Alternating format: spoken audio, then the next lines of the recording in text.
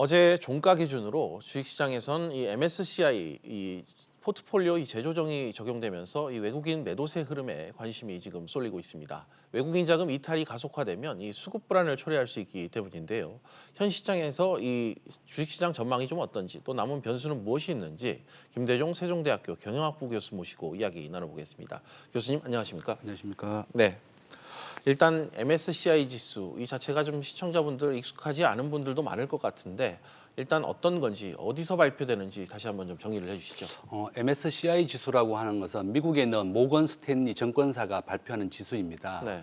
전 세계에 있는 각국의 그 주가 지수에서 몇 퍼센트 정도를 반영해야지 적정한 것인지를 비교하는 지수인데요. 네. 모건 스탠리 MSCI 지수가 높다 그러면 당연히 외국인들이 그 비중만큼을 지수를 사게 될 것이고 MSCI 비중을 낮추게 되면 그만큼 주식을 팔게 되기 때문에 우리나라 주식도 내려가게 되는 겁니다. 그래서 MSCI 지수가 전 세계에 투자하는 금액이 한 1,700조 원 정도가 모건 스탠리 지수를 보고 따라하게 됩니다. 그래서 그 1,700조 원 정도가 아주 중요한 영향을 미치기 때문에 우리나라에는 모건 스탠리 지수가 아주 중요하다 이렇게 말씀드릴 수 있습니다. 한마디로 글로벌 투자자들의 큰 투자 지표라고 볼 수 있는데 그만큼 좀 영향력이 상당히 큰 것 같네요. 예, 맞습니다. 우리나라에서 지금 현재 전체 모건 스탠리 지수가 12.1%인데요. 과거에는 12.3%였습니다. 그래서 3%, 0.2%가 낮아지면서 최근에 외국인들이 좀 주식을 팔았고 중국 주식을 더 편입하게 된 겁니다. 그래서 아주 중요한 지표다 이렇게 말씀드릴 수 있습니다. 알겠습니다. 지수가 갖는 이 공신력이 상당한 것 같은데 그러면 이 지수에 편입된 이 국가, 해당 국가의 기업들, 종목들, 경제, 금융 신뢰도가 상당히 좀 많이 편차가 있을 것 같은데 이 부분도 좀 설명해 주시죠. 우리나라는 전 세계에서 제조업 기준으로 5위입니다. 예. 그렇게 하고 우리나라 전체 그 수출의 규모가 1조 달러인데요. 무역 강국입니다. 무역 규모로 따진다 그러면 우리나라가 전 세계 10위이고 제조업 기준으로는 세계 5위입니다. 전 세계 반도체 생산, 메모리 반도체는 압도적으로 1위를 하고 있고 전 세계 메모리 반도체는 70%를 점유하고 있습니다. 그래서 이만큼 한국 경제가 중요하고 전 세계 IT 기업, 반도체 정시에는 아주 중요한 영향을 미치기 때문에 전 세계에서도 한국에 대한 주식 투자 비중을 늘려왔고 MSCI 지수도 중요한 비중을 차지하고 있다. 이렇게 말씀드릴 수 있습니다. 알겠습니다. 사실 국내 기업들의 외국인 투자가 늘어난다는 뜻은 이 긍정적인 흐름으로 좀 봐야 될 것도 같습니다. 투자가 늘면 기업들 자금 사정도 좋아질 거고 좀 더 넓게 봤을 때는 이 국내 증시의 안정성 역시 기대할 수 있는 부분인 것 같고요. 외국인의 국내 증시 투자 어떻게 평가해야 될까요?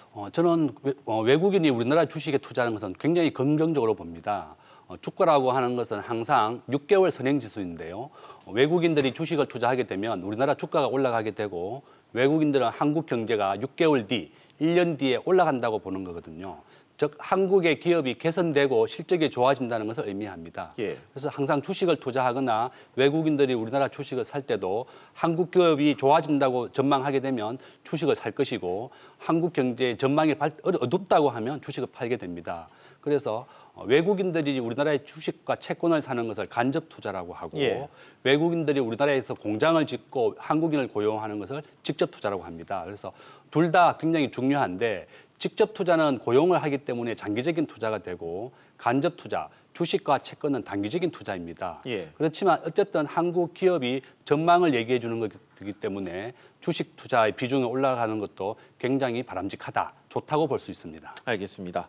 이제 이 MSCI 이 지수 관련 얘기 본격적으로 좀 해보겠습니다. MSCI 공신력 있는 여러 지수 중 가운데 이 신흥국 지수를 어제 재조정했다고 하네요. 쉽게 말해 MSCI 기준에 맞춰 지수 내 국가나 종목을 이 신흥국가의 종목과 비중을 조정했다. 이렇게 보시면 될 것 같은데 교수님, 일단 이번 재조정 작업에서 중국 A주 편입 비용이 좀 늘었다. 이런 얘기를 들었고 국내 주식은 이렇게 되면 반대로 좀 줄었다. 이렇게 봐야 됩니까? 그렇습니다. 전 세계에서 GDP 기준으로 본다면 미국이 20조 달러고 중국이 14조 달러입니다. 전 세계 경제에 차지하는 비중이 중국이 2위로 계속 굉장히 급부상하고 있고 한국의 그 MSCI 지수가 앞에서 말씀드린 것 같이 과거에는 작년까지만 해도 12.3%였는데 이번에 중국의 대형주 작년에는 A 대형주가 포함이 됐었고 10%, 이번에 MSCI 지수가 중국의 상하이 A 지수가 15%로 5%가 증가하게 되었습니다.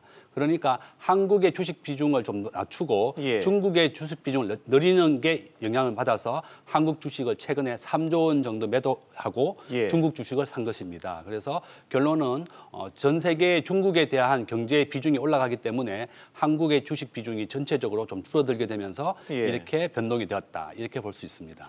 교수님 말씀하신 대로라면 이 지수 내 이 국가 간 이 비율 조정으로 중국 증시 비중이 좀 높아지면 말씀하신 대로 외국인 투자자들이 중국 쪽으로 좀 더 간다 이런 뜻인데 그렇게 되면 우리나라에서 자금이 좀 이탈한다는 뜻이기도 하잖아요. 그러면 맞습니다. 이탈 가능성 좀 더 큰 거 아닙니까? 지금 현재 우리나라의 주식의 시가총액은 1,400조 원쯤 되고 네. 외국인들이 우리나라의 주식에 투자한 비중은 50%입니다. 예.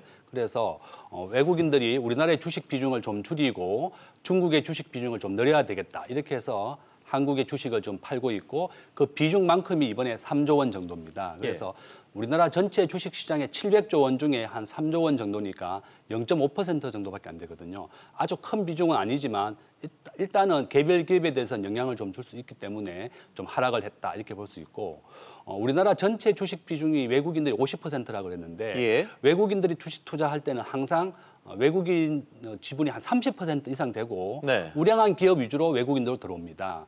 수조 원이나 되는 돈을 작은 기업에 투자할 수 없기 때문에 항상 외국인 주식 지분이 많은 기업이 우량한 기업이라고 볼 수 있고 저는 그래서 항상 외국인 지분이 30% 이상 있는 기업만 우리 소비자들도 투자하면 좋겠다. 그렇게 항상 권유드리고 있습니다. 알겠습니다.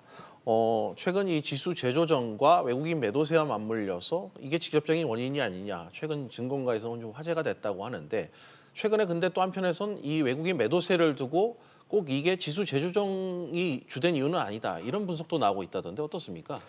최근에 이제 미국과 중국이 무역 전쟁을 벌이고 있는데요. 네. 중국의 평균 관세율은 8%이고 미국의 평균 관세는 2.5%입니다. 예. 지난 30년 동안 미국은 한 4조 달러 정도를 손해봤거든요. 중국은 한 4천조 원 정도를 미국에 수출하게 되면서 이득을 봤는데 예. 미국에서는 계속 적자였습니다.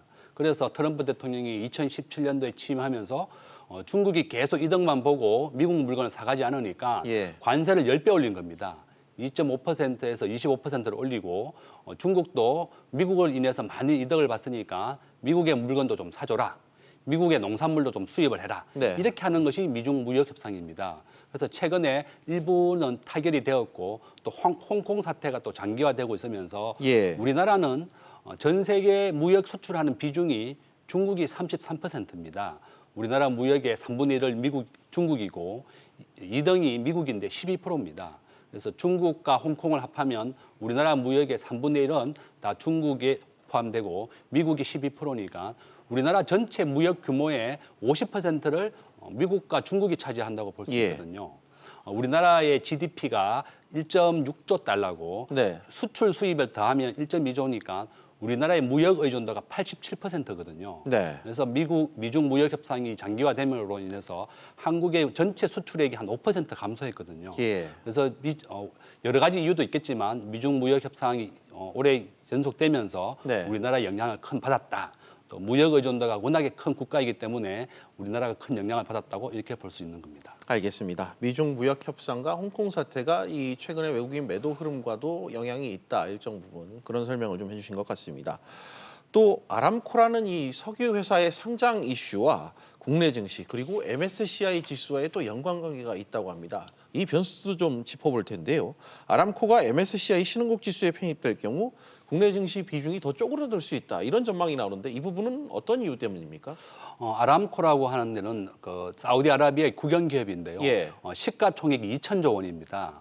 우리나라의 삼성전자가 시가총액이 400조고 세계 1인 애플이 1조니까 약 우리나라의 삼성전자의 5배 정도 되는 거죠. 네. 그러니까 아람코가 12월에 상장을 할 예정이고 그러면 MSCI 지수나 전 세계 주식을 투자하시는 분들이 그럼 아람코 주식을 지분을 취득하게 되니까 한국 주식의 지분을 팔고 아람코 주식을 편입 안 할 수가 없습니다. 예.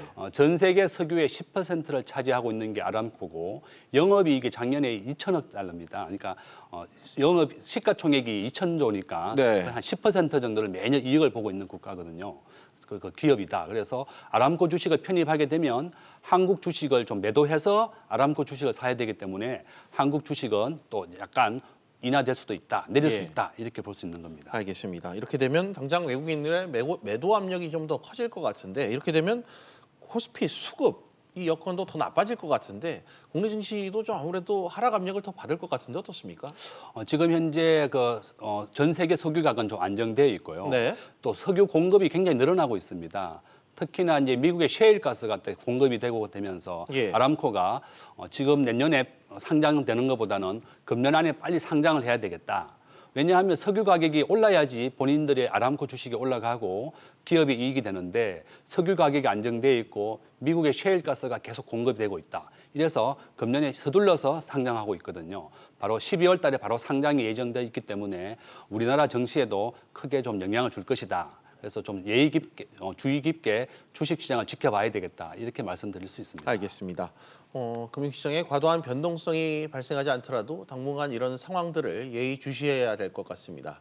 교수님, 끝으로 이 투자자 입장에서도 신중한 접근이 필요한 최근의 이슈인 것 같은데 관련해 한 말씀을 좀 마지막으로 부탁드리겠습니다. 저는 주식 투자하는 분들에게 가장 먼저 집을 먼저 사고 난 다음에 주식을 하라 그럽니다. 가장 기본이 되는 것은 집이고요. 그다음에 여유자금으로 주식을 네. 투자해야 되겠다. 주식을 투자할 때는 항상 그 업종이 1등 되는 기업만 투자를 해야 됩니다. 예. 우리나라 주식이 지금 현재 2,100포인트인데요. 1980년이 100이었거든요. 그러니까 40년이 지난 지금도 2,100이니까 겨우 한 20배 정도 오른 거거든요. 예. 삼성전자가 같은 기간에 100배 정도 올랐고 엄마 아파트가 한 10배 정도 올랐습니다. 그렇지만 주식을 투자할 때는 오르는 게 30%, 내리는 게 30%이기 때문에 여유 자금으로 해야 되겠고 또 주식은 항상 10년 뒤에도 생존할 수 있는 기업, 우량한 기업만 투자해야 되겠다. 이렇게 권유드리겠습니다. 알겠습니다. 불확실성이 높은 증시 신중한 투자를 했으면 한다는 끝으로 한 말씀을 해주셨습니다. 교수님 말씀은 오늘 여기까지 듣겠습니다. 오늘 나와주셔서 고맙습니다.